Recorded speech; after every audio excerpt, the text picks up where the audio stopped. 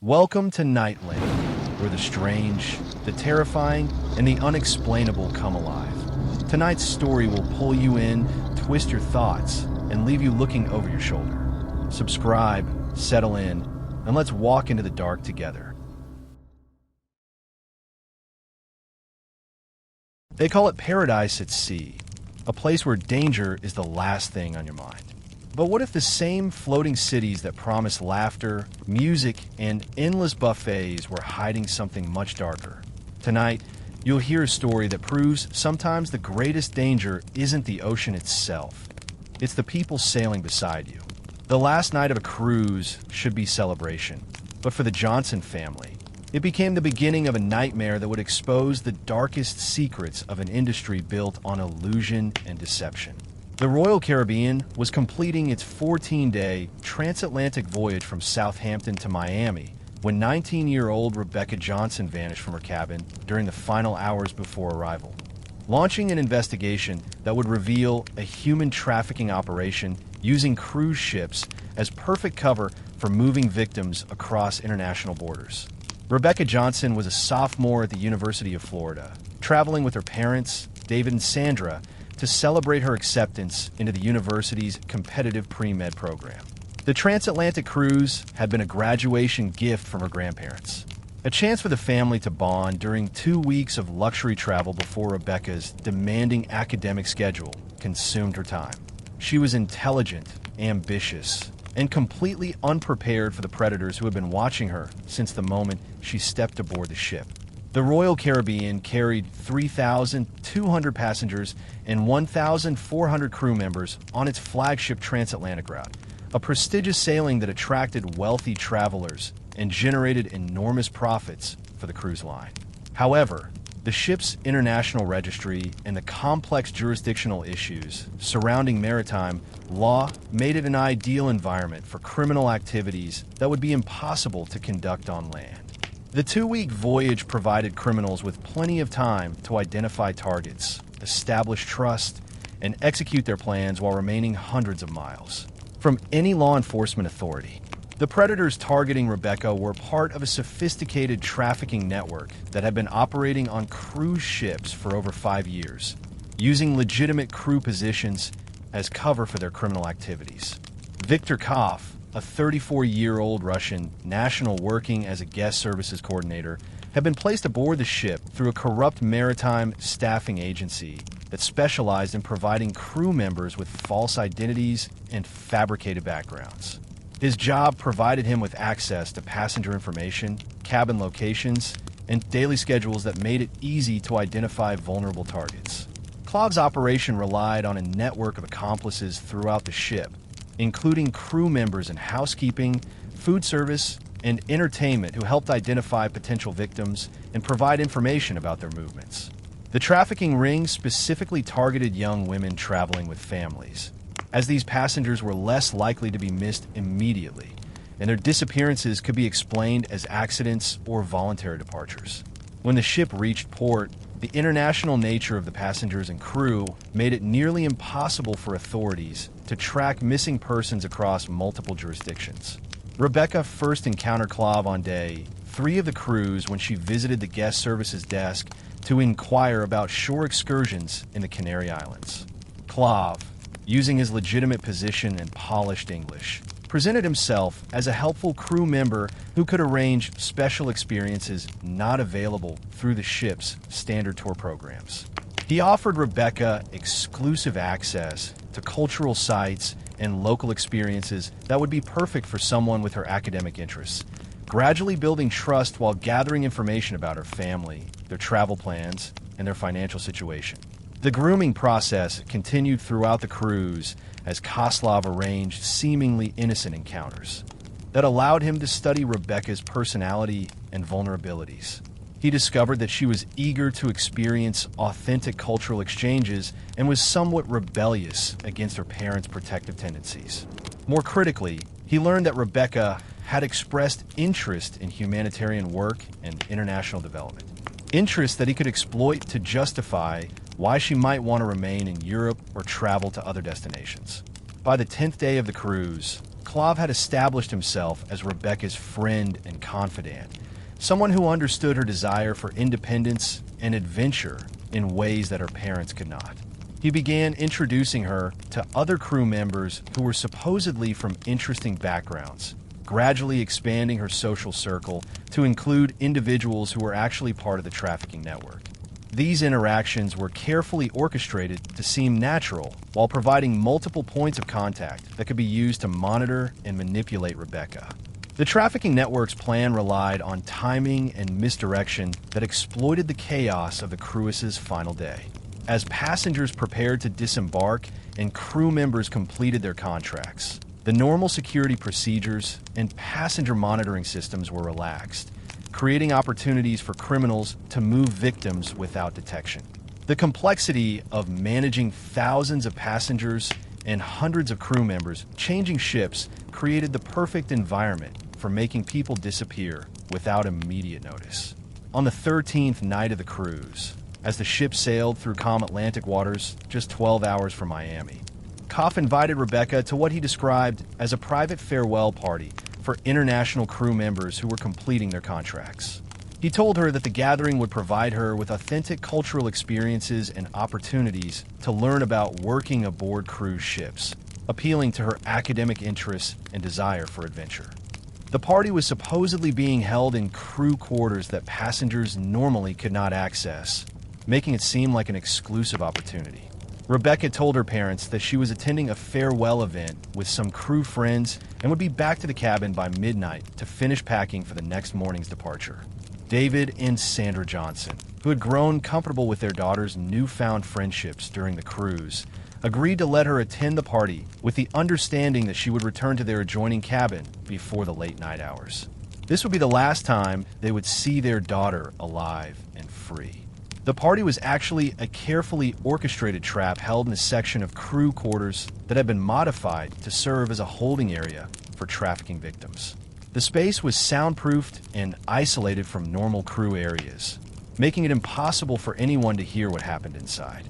When Rebecca arrived expecting to find a cultural celebration, she instead found herself facing Kloof and 3 other men who immediately restrained her and began the process of preparing her for transport to their criminal network's operations in Eastern Europe.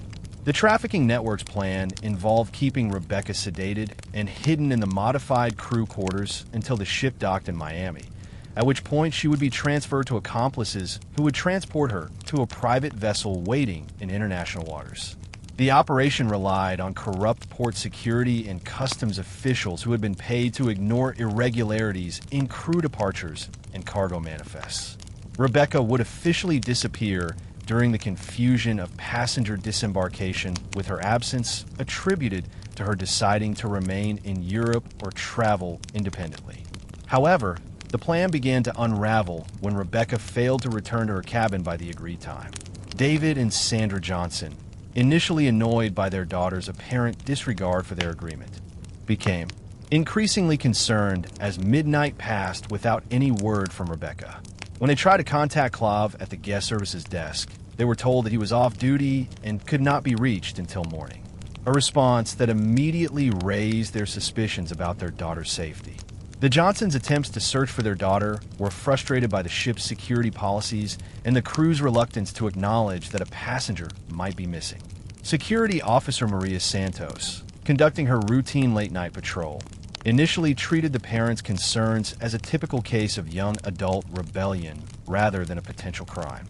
The ship's protocols required waiting until morning before conducting formal missing person procedures, a policy that provided the trafficking network with crucial time to complete their operation. By 2:00 a.m., as the ship approached Miami's port, David Johnson had become convinced that something terrible had happened to his daughter. His attempts to contact law enforcement were complicated by the ship's location in international waters and the jurisdictional confusion surrounding crimes committed aboard foreign flag vessels.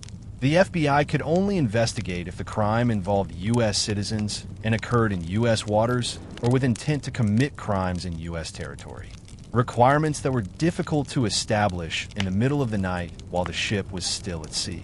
The trafficking network's operation was ultimately exposed by an unexpected hero, Maria Gonzalez, a housekeeping supervisor who had noticed unusual activity in the restricted crew quarters where Rebecca was being held. Gonzalez, a mother of 3 who had been working cruise ships for 8 years to support her family in the Philippines, recognized the signs of criminal activity from her previous experience working in hotels where human trafficking occurred. When she heard muffled sounds coming from the supposedly empty cruise section, she investigated and discovered Rebecca bound and drugged in the modified holding area. Gonzalez immediately contacted legitimate security personnel and provided them with evidence of the trafficking operation, including documentation she had photographed showing the crew members involved and the modified spaces being used to hold victims. Her courage in reporting the crimes, despite the risk to her own employment and safety, was crucial in preventing Rebecca's disappearance and exposing the broader criminal network operating throughout the cruise industry. The rescue operation that followed revealed the sophisticated nature of the trafficking network and the extent to which it had penetrated the ship's operations. Rebecca was found severely drugged and showing signs of physical assault, requiring immediate medical attention from the ship's medical staff. The medications used to sedate her were powerful enough to cause permanent neurological damage if she had not been found when she was, highlighting the deadly seriousness of the criminal operation. Victor Koff and 7 other crew members were arrested when the ship docked in Miami, but the investigation revealed that they were part of a much larger criminal organization with connections to trafficking networks throughout Europe and Asia. The corrupt maritime staffing agencies that had placed these criminals aboard cruise ships had been operating for years, providing false identities and fabricated employment histories that allowed dangerous criminals to gain access to thousands of potential victims during each sailing. The FBI investigation that followed Rebecca's rescue uncovered evidence of at least 12 other young women who had disappeared from cruise ships over the previous 3 years under circumstances similar to Rebecca's case. However, most of these disappearances had been attributed to accidents or voluntary departures, allowing the trafficking network to continue operating without detection. The international nature of cruise ship operations and the jurisdictional complexities of maritime law had provided perfect cover for criminals who understood how to exploit the system's weaknesses. Rebecca Johnson survived her ordeal, but suffered severe psychological trauma that required extensive therapy and medical treatment. The medications used to sedate her caused temporary memory loss and cognitive impairment that lasted for months after her rescue. Her family's dreams of her becoming a doctor were shattered by the PTSD and anxiety disorders that made it impossible for her to handle the stress of medical school, forcing her to completely change her life plans due to the trauma inflicted by her captors. The investigation revealed that Royal Caribbean and other major cruise lines had been aware of human trafficking risks, but had failed to implement adequate screening procedures for crew members or security measures to protect passengers. Internal documents showed that the cruise industry had been more concerned about the negative publicity that would result from acknowledging trafficking problems than about protecting passengers from criminal predators operating on their ships. The wrongful imprisonment and assault case filed by the Johnson family resulted in a settlement of $25 million along with agreements requiring Royal Caribbean to implement enhanced crew background checks and passenger safety measures. However, the settlement included confidentiality agreements that prevented the family from discussing the specific details of the trafficking network or the cruise line's role in enabling the criminal operation. Maria Gonzalez, whose courage had saved Rebecca Johnson and exposed the trafficking network, faced retaliation from corrupt crew members and maritime staffing agencies that had been profiting from the criminal operations. She was eventually granted asylum in the United States. The ship's final night celebrations continue as scheduled, but for those who know the truth about what happened to Rebecca Johnson, the festive atmosphere will forever be shadowed by the knowledge that predators continue to hunt in the floating cities where help is always too far away and justice is often impossible to achieve. The Johnson family's nightmare ended in survival, but not without scars that will last a lifetime. And while one trafficking ring was exposed, the truth is many more remain hidden beneath the glitter of the cruise ship industry. So the next time you hear about the perfect vacation, remember Rebecca Johnson's story. And if you want more chilling true stories that reveal the shadows lurking in places we trust the most, make sure to like this video, subscribe to Nightling, and turn on the bell icon. Because the scariest stories are the ones that could happen to anyone.